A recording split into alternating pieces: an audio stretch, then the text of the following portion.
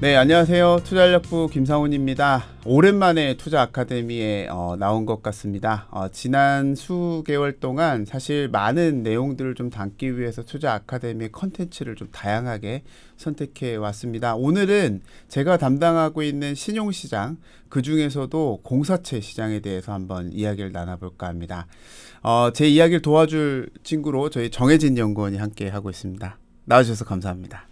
네. 잘 부탁드립니다. 네. 오늘은 정혜진 연구원이 저에게 이제 궁금했었던 공사채 시장에 대한 질문들 이런 걸로 한번 시작해 보도록 하겠습니다. 어떻게 생각하세요, 요새?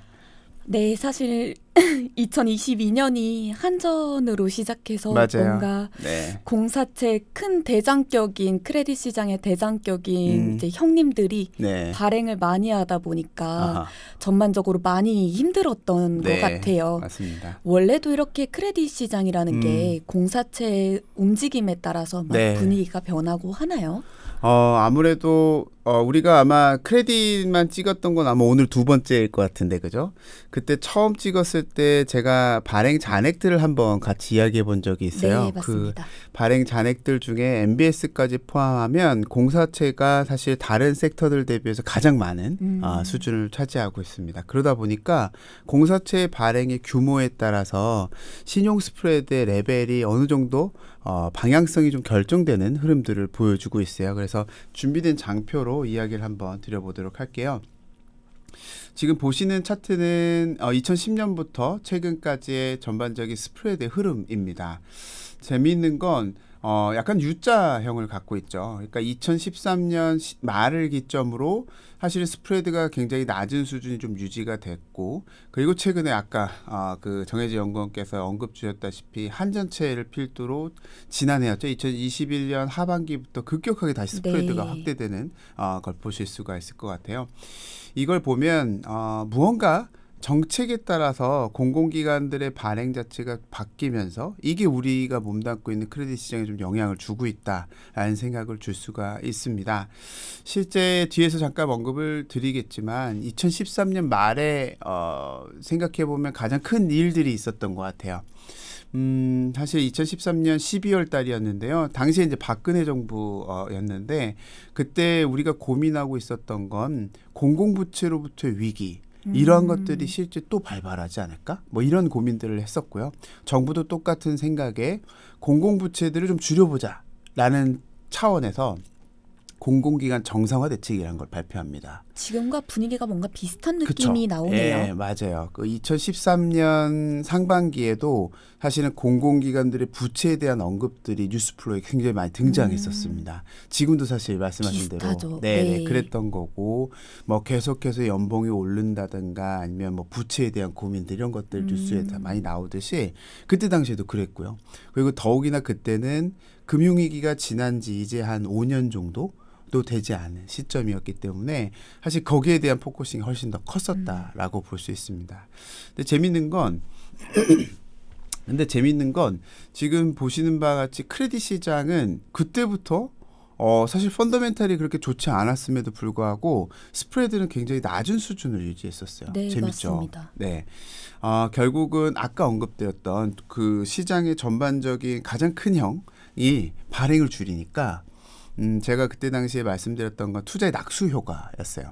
결국은 윗단, 그러니까 공사채만 투자하셨던 투자자분들이 이제 공사채가 없으니까 AA 급으로 눈을 돌리기 시작했던 거죠. 네네. AA 플러스의 장기물들을 투자하시고, 그리고 원래 AA급 장기물을 투자하셨던 분들은 또 AA 제로급, 그리고 또 AA 마이너 이런 식으로 내려가면서 투자의 대상 자체가 조금씩 내려가는 투자의 낙수 효과가 당시에 벌어졌었던 거죠.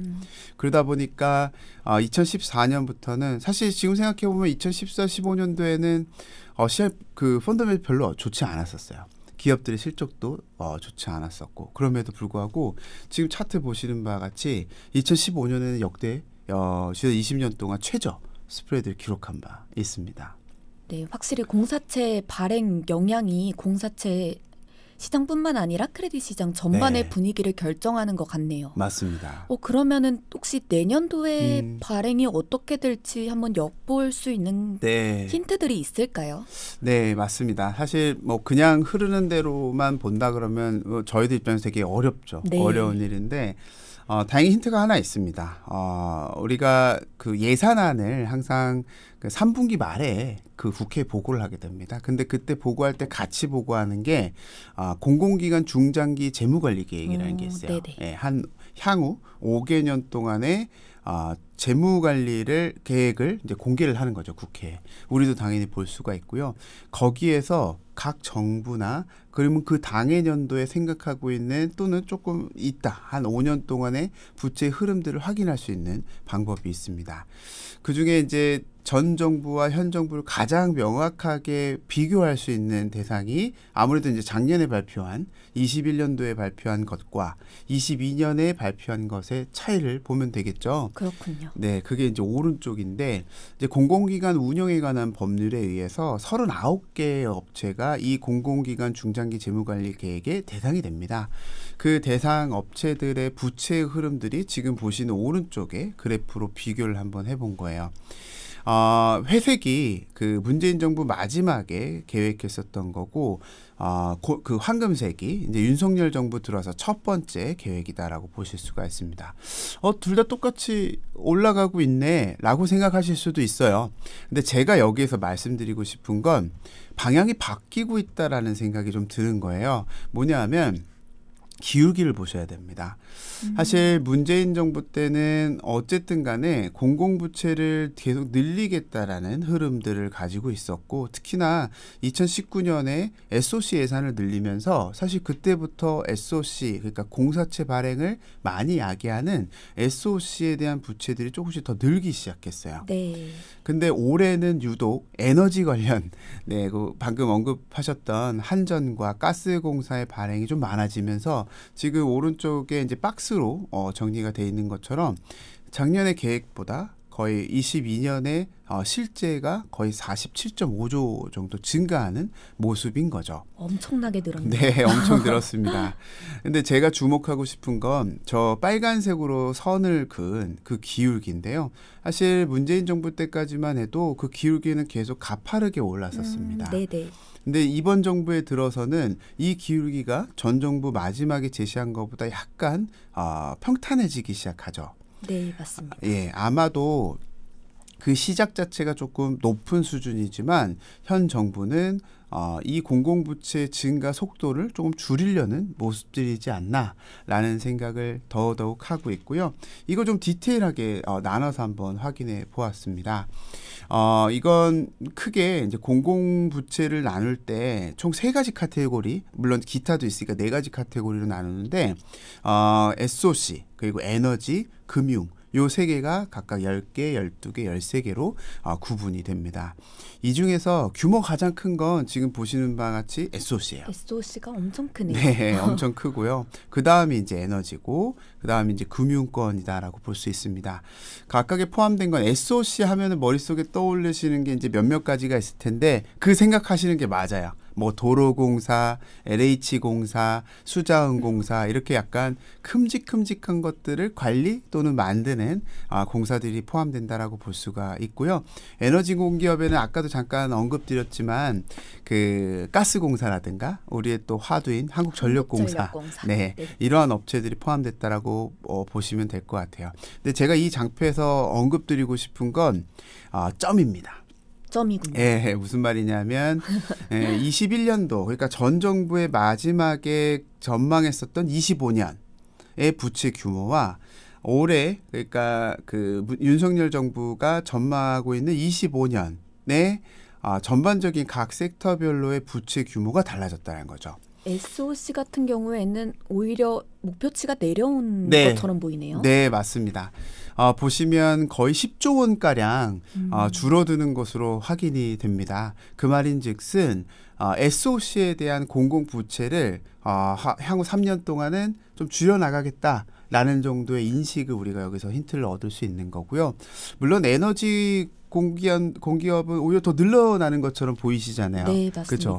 근데 잘 보시면 30조입니다. 그죠? 결국은 30조가 더 늘었는데 아까 요 전장표에서 어땠죠?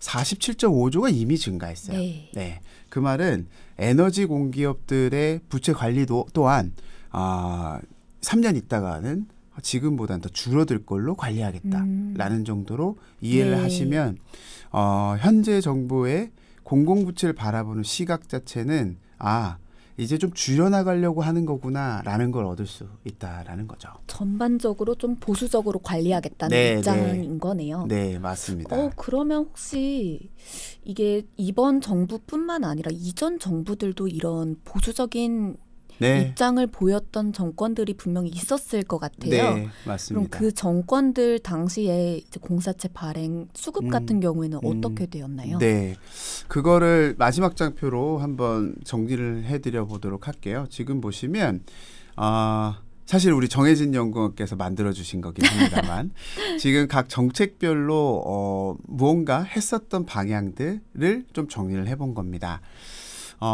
지금 정부가 가장 따라하려고 하는 것 같다라고 판단되는 정부는 아무래도 박근혜 정부인 것 같아요.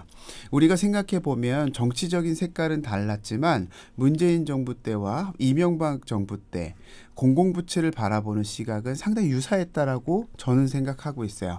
지금 그 아래 테이블 말고 위에 그 잔존액, 그 황금색으로 되어 있는 것을 확인해 보시면 사실 이명박 정부 때 어마어마한 공공부채가 증가했습니다. 아시겠지만 4대강이나 뭐 다양한 작업들을 하면서 LH공사, 수자원공사 등등의 발행이 어마어마하게 늘었어요. 사실 박근혜 정부로 넘어오면서 그러니까 금융위기가 마무리가 되고 다시 박근혜 정부로 넘어왔을 때 고민했었던 건 아무래도 공공부채 아까 언급드렸던 공공부채로부터의 재위기에 대한 걱정들이 좀 많았었거든요. 그래서 2013년 말에 아까 언급드렸던 공공기관 정상화 대책을 하면서 사실상 잔존액이 좀 줄어들기 시작합니다.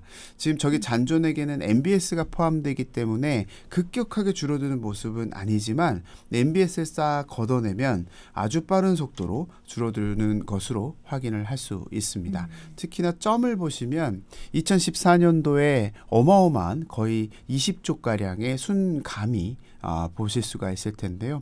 그 정도로 공사채 발행은 소위 씨가 말랐다. 당시 그렇게 제가 이제 표현들을 했었습니다. 물론 완벽하게 똑같다라고 얘기할 수는 없어요. 그리고 문재인 정부 들어와서도 사실 17년, 18년까지도 기존의 공공기관 정상화 대책의 그 연장선상으로 공공부채들은 여전히 줄고 있었습니다.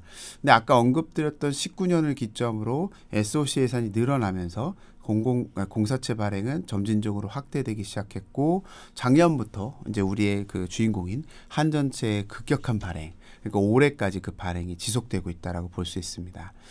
윤석열 정부 들어와서 아까 보셨던 힌트에 따르면 아마도 박근혜 정부 때 했었던 일들을 상당히 많이 카피할 수 있겠다라는 생각들을 하고 있어요. 공공부채는 지금 거의 700조까지 생각을 하고 있습니다. 우리가 이제 600조에서 700조까지 늘어나는 게 사실 그렇게 긴 시간이 걸리지 않았거든요. 아마 26년을 700조로 생각하고 있기 때문에 지금 공공부채가 이렇게 늘어나다가 보면 우리 또 공공부채로부터 위기가 생기는 거 아니냐라는 경각심이 생길 수 있거든요. 더욱이나 지금의 상황은 우리가 내년에 다양한 그 채널을 통해서 말씀드렸지만 경기 침체에 대한 고민들을 하고 있는 찰나이잖아요. 맞습니다. 네, 그렇기 때문에 아마도 공공부채를 좀 줄여나가자라는 생각들을 그때 했었던 정책을 기반으로 다시 한번 쓸 가능성이 높지 않나라는 생각을 하고 있고요. 지난 6월 말에 그 아시겠지만 자산 건전화 방안을 발표한 바 있습니다. 현 정부가. 그러니까 그에 그 여러 포함되어 있는 14개 업체들 공공기관들의 적극적인 그 자산 건전화 방안들이 일어난다면 저는 내년 후반 뭐 길면 24년 정도가 되면 다시 한번 아까 맨 처음에 첫 장에서 보셨던 바와 같이 지금은 크레딧 스프레드가 너무 급격하게 확대되고 더욱이나 단기 자금 시장의 어떤 발작 때문에 일어났었던 오버슈팅들도 굉장히 많이 섞여 있는데 이러한 것들이 좀 가시고 그리고 사실 이제 공사채 발행이 이런 스프레드의 확대에 다양한 역할들을 해줬는데 그러한 것들마저도 사라지게 된다면 그 시기를 한 24년 늦으면 그렇게 된다면 아마도 시장은 지금 우리가 걱정하는 것보다는 훨씬 안정적인 시장이 되지 않을까라고 저는 기대하고 있습니다. 여기까지가 저희가 준비한 내용입니다. 우리 정혜진 연구원께서 평소에 궁금하셨던 내용들을 우리가 이제 대화하듯이 좀 이야기를 했는데요. 너무 시간이 짧아서 부족하지 않았나 싶은데 어떻게 이해는 좀 많이 되셨습니까? 네, 정말 큰 도움이 되었습니다. 네, 시청하시는 여러분들께서도 이쪽에 관심이 있으신 분들이었다면 이해가 되셨으면 하는 바람입니다. 저희가 준비한 내용은 여기까지입니다. 다음엔 또 다른 컨텐츠로 찾아뵙도록 하겠습니다. 고맙습니다.